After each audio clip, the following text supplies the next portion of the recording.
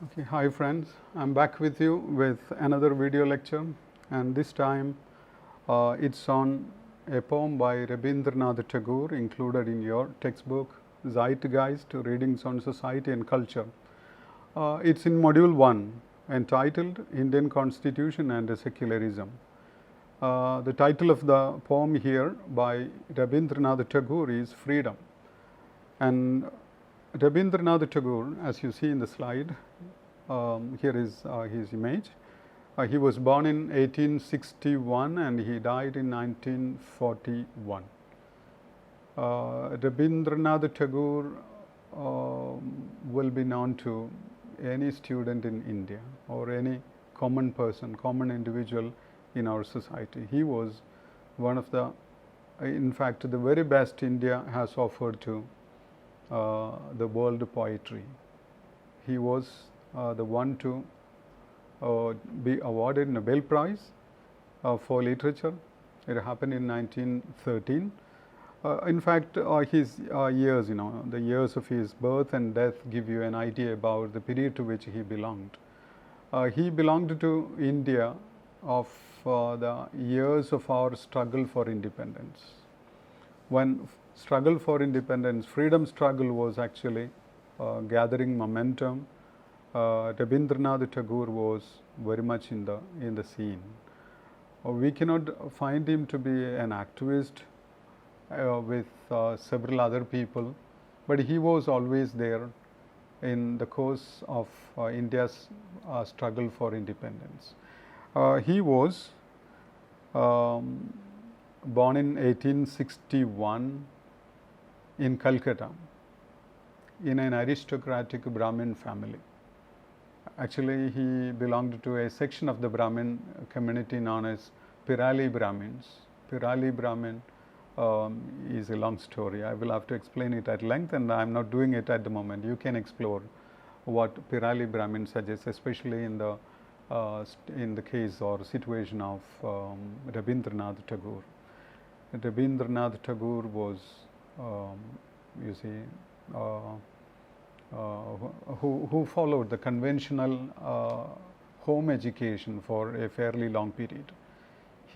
Since he was a member of the aristocratic family, he had such privileges. They had a special arrangement for educating children at home, and his formal education starts in the year 1878 when he was sent to England for becoming a barrister. But Tagore was not actually an individual of the kind who follow formal learning, formal education neither in a situation in India nor even in England. He was largely a self-taught man. All he needed was the basic learning of language, arithmetic, etc. The rest was his own effort actually. He was a self-made man, self-taught person, and he found his stay in England quite unprofitable in a sense, or maybe not suitable for his interests and dispositions. So he abandoned his education for becoming barrister and came back to India. And soon he was in the vortex of struggle for India's freedom together with people like Mahatma Gandhi and others. But he was not an activist, always on the road or on the streets among people. No, he was a person with an unusual intellectual disposition, unusual poetic potential, unusual depth and magnitude of imagination and so on. And soon we find him moving to Shanti Niketan. It was in the year 1901. And stayed there until his death. But he was influencing Indian leaders, Indian social activists, Indian political leaders, statesmen, etc. And he was in fact providing those people in the struggle front with ideas and ideas and even say sort of education which they required for molding the India that was to emerge. And the title of our poem is very interesting. It's Freedom. In fact, India was not free at the time when he wrote this poem. And when India was free in 1947, Tagore was not alive. He had already bade goodbye to this world. He passed away in the year 1941. So he stayed in Shantiniketan, and later on his efforts which led to the establishment of the Vishwa Bharati University, right? Staying there at Shantiniketan, Tagore got a wonderful opportunity to give expression to his poetic, his poetic mind, and soon he was found spending much of his time in the career, in the activities of a writer. He excelled as a poet, as a novelist, and even as a dramatist. In the year 1912, he published the famous work which made him a globally reputed author, entitled Gitanjali. It's a collection of 103 mystical, patriotic and romantic lyrics. It was published in the year 1912, and we find a foreword to this collection of his poems by W.B. Yeats, the famous British writer. And just in 1 year, in 1913, he was awarded Nobel Prize. He was the first Asian and non-European writer to receive the Nobel Prize for literature. In fact, he, as I told you just now, he played an important role in founding Vishwa Bharati University, and he took interest afterwards in Gandhi's concept of village Swaraj, which is making villages, Indian rural territories, self-dependent and fully grown in every respect that it can fall back on its own. And he was, you see, author of, to bring to your attention another reason why he was so important. He was the author of 2 national anthems, one India's national anthem beginning with Jana Gana Mana, and Bangladesh's national anthem, which goes like this, Amar Shonar Bangla, and so on, right? And he was often described the bard of Bengal, because he was such a spiritually disposed, intellectually inclined kind of poet who, in whom we find almost all elements of greatness which we find only in writers of the past. So he is known for poetic collections entitled Manasi, which was published in 1890, Sonarthari, published in 1894, Gitanjali, published in 1912, and Githimalia, published in 1914, and the last one, Balaka, published in 1916.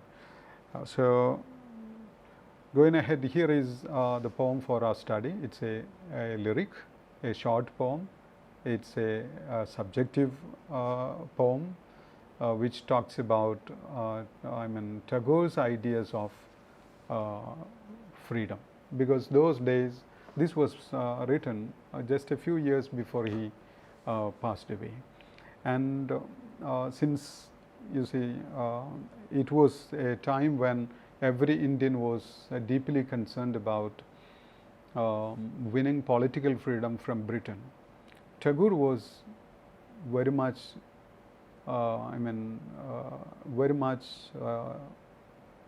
exploring, in fact, what in fact was the kind of freedom India was aiming to achieve at that time.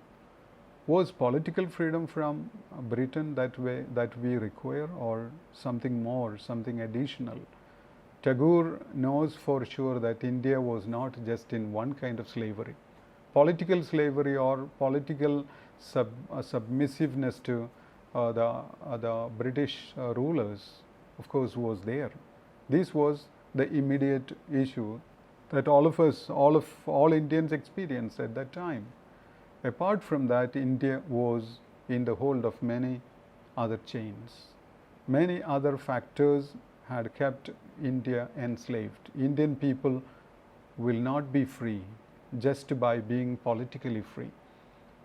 And Tagore was one of those very few people who had genuinely understood the illnesses of this country. What are the sicknesses India was experiencing at the time? Was it just colonial yoke on its shoulders? No. Colonial rule in our territory, of course, was a major problem, but there were several other issues. And in this particular short poem, Freedom, this lyrical poem, Tagore is bringing to our attention what kind of freedom that he was conceiving, he was dreaming of for his country. And let's read the poem quickly and briefly explain it in a few minutes. Now, freedom from fear is the freedom I claim for you, my motherland. This is what he says, the freedom from fear. So India was at that time, you see, a country which was under colonial yoke, and Indians had to bother about what the authorities, the people handling power, wielding power, will be, how they will be responding to what they are doing, how they live and how they respond and so on. So freedom from fear, India was, or people of India were not able to experience at that time. They had many layers of freedom, many layers of fear, and many sources of threat for their peaceful survival in this country. And he here clearly says, the freedom I claim for my motherland is number one, freedom from fear. We do not have to fear anybody or any power structure if we are doing the right thing. But at that time it was not like that. Indians were fighting for freedom. It was the right thing, but they had to be afraid of the British masters. They had to be afraid of the authorities. They had to be afraid of those people who were lackeys staying with the British people against the interests of India or Indian people. So too many sources or too many areas, too many issues to be taken into consideration when we talk about fear. So freedom from the burden of the ages, bending your head, breaking your back, blinding your eyes to the beckoning call of the future. Actually, just like any other country in the world, India was fast heading towards to a new style of life, because the world was changing. Future was calling us like anyone else.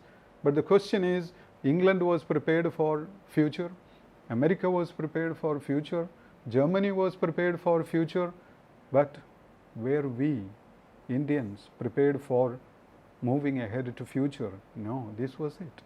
Future was beckoning us, but actually we were carrying the burden of ages. Too many, burdens on us. We were finding it very difficult even to walk. How can we run to future? It was impossible. And we were rather limping. We were finding it very hard to walk ahead. And it was at a time when the world was heading very fast towards the new style of life in the new world, because the future was calling us. We were carrying the burden.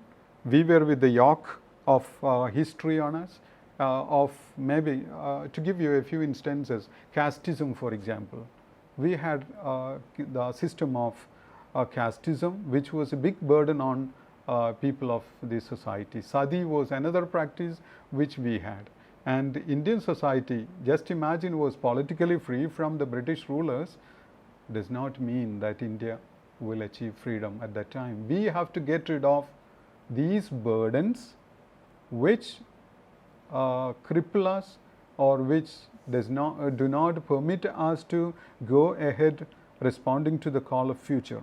So this is breaking our back, blinding your eyes to the beckoning call of the future. So freedom from the shackles of slumber. This is another thing that he is bringing to our attention. Freedom from the shackles of slumber. We are rather in slumber. We are sleeping. We have not even opened our eyes. The world is, I told you, marching ahead to future, responding to the call of future. But what are we doing? We are still in slumber, most unprepared for the days ahead, wherewith you fasten yourself in night's stillness. We are actually fastening ourselves, tying ourselves to the stillness of the dark night.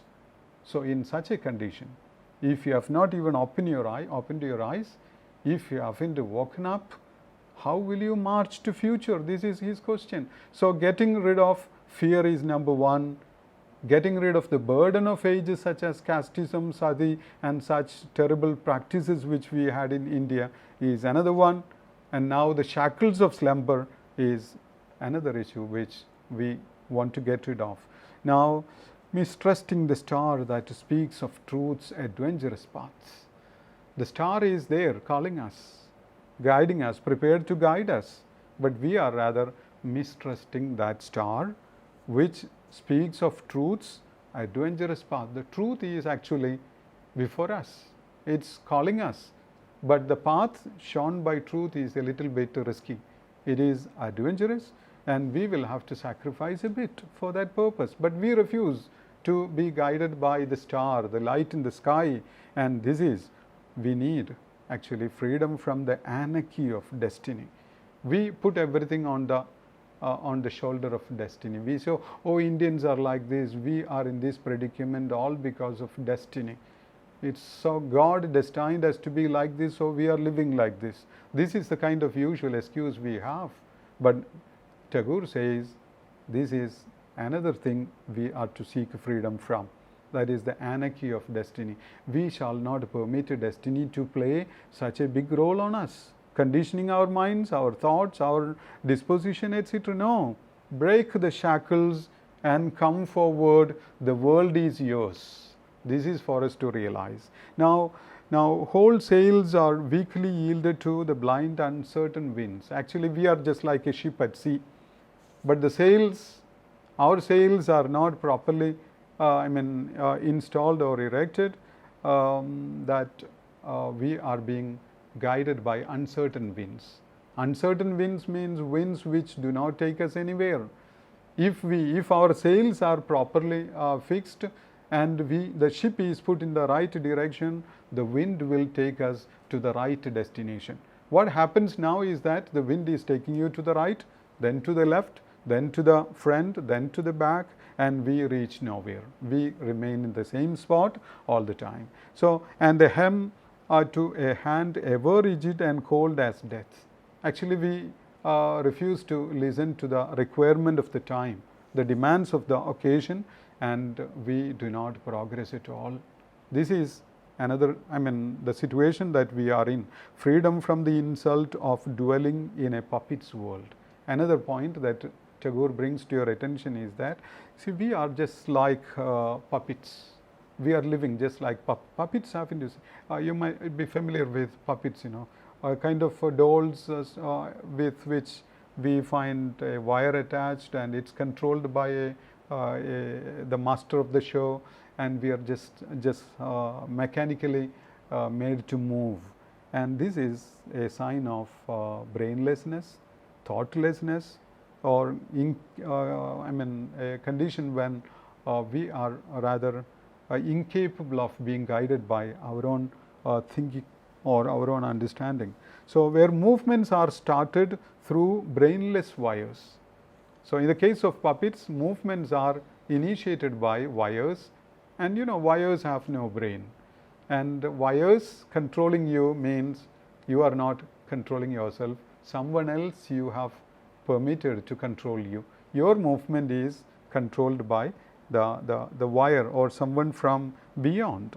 So, repeated through mindless habits, and you act out the same thing for which you don't have to give your mind. Mindless habits, which means you are not acting or doing anything based on your proper consideration or thought or your proper study of the situation. No, you are just foolishly acting out some roles for someone else, where figures wait with patience and obedience for the master of show. The master of show is giving instruction or pulling the string, and you are acting according to his whims and fancies. To be stirred into a mimicry of life, and you are initiated into, you are made to act some roles in life, but it is not life. Tagore calls it a mimicry of life. It's rather an imitation or a show of life and not life at all. This was a true representation of Indian society at the time when we struggled for our freedom back in the 1930s, 40s, etc. For several hundreds of years, India was suffering from all these traits of all these symptoms of the disease, and we have to find the right cure or the right treatment for these sickening elements in us, without which, if we are not prepared to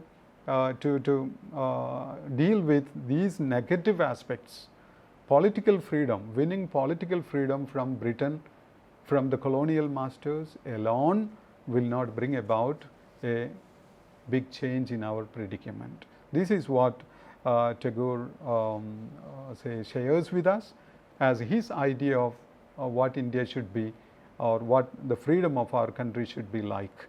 In fact, we are in a time for retrospecting on Tagore's dream of India's freedom.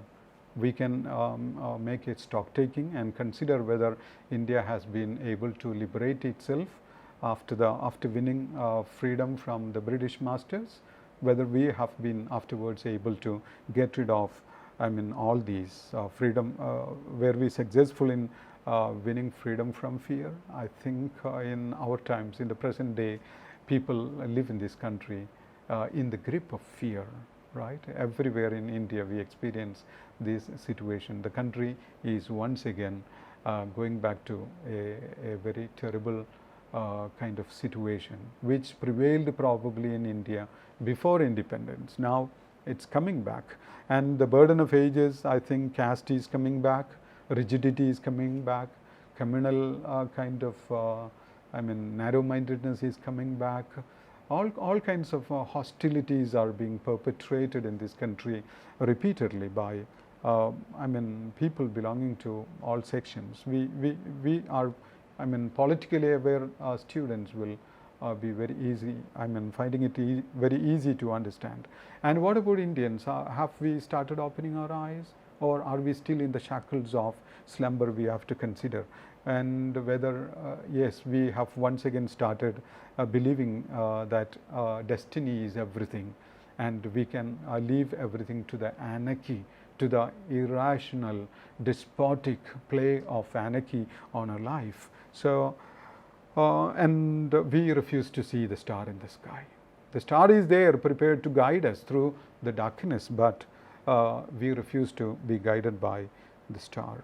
And we rather like to be acting in response to the commands of the master of the show, playing out what's called a mimicry of life. So this is the quintessence of the poem Freedom. It's a short lyric by Rabindranath Tagore, in which he shares his ideas of freedom, especially for India at the time, and what freedom should be like and what freedom is not like. This is what he is concerned with, and I'm winding up this talk. Thank you so much.